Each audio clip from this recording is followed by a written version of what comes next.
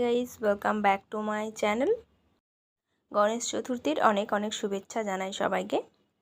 আজকে গণেশ পুজোর ছোট্ট একটা ব্লগ তোমাদের সাথে শেয়ার করব। পুরো ভিডিওটা দেখো, আশা করছি তোমাদেরও খুব ভালো লাগবে। তো আমিও সকাল সকাল ছেলের নামে একটু পুজো দিতে এলাম।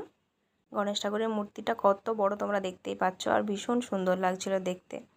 আর এখানে একটা ক্যান্ডেল রাখা আছে, দেখো ক্যান্ডেলটাও কিন্তু গণেশ ঠাকুরের সমান। তো পুজো শুরু হবে এখন। আগের যেই কাজকর্মগুলো সেগুলো ঠাকুরমশাই এগিয়ে নিচ্ছেন। সুতো টুতো বাঁধার থাকে, মালা টালা পরানোর থাকে, সেগুলো আগে করে নিচ্ছেন, তারপরে পুজোয় বসবেন।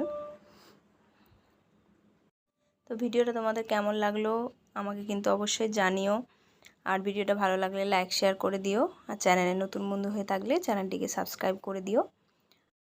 আমার চ্যানেলে মোটামুটি আমি সব রকম ভিডিওই ছাড়ি। তো তোমাদের কোন ভিডিওটা সবথেকে বেশি ভালো লাগে সেটাও কিন্তু আমাকে জানিও।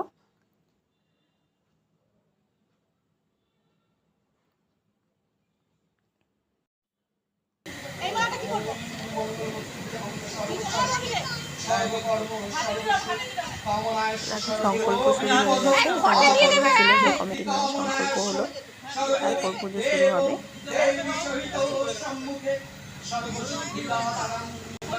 আর এখানে প্রত্যেক বছরই গণেশ পুজো হয়। সেভাবে কলকাতায় গণেশ পুজো হয় না, খুবই কমই দেখা যায় গণেশ পুজো। কিন্তু আমি কলকাতায় যত বছর এসেছি, আমাদের ফ্ল্যাটের সামনে প্রত্যেক বছরই এই পুজোটা হয়।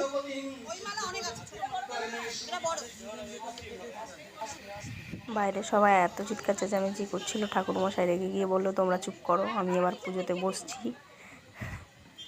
তো এবার দেখো মাল্যদান হচ্ছে, সব থেকে বড় মালাটা পরানো হচ্ছে গণেশকে।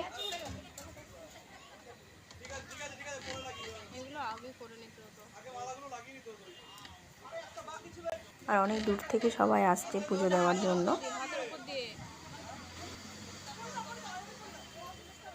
আর মণ্ডপটাও বেশ সুন্দর সাজিয়েছে। ঠাকুরের যেই প্যান্ডেলটাও বেশ সুন্দর করে করেছে, চারিপাশে ফুল টুল লাগিয়ে। সামনে ছোট একটা মঞ্চও করেছে, বাচ্চারা কালকে সব নাচ গান করছিল।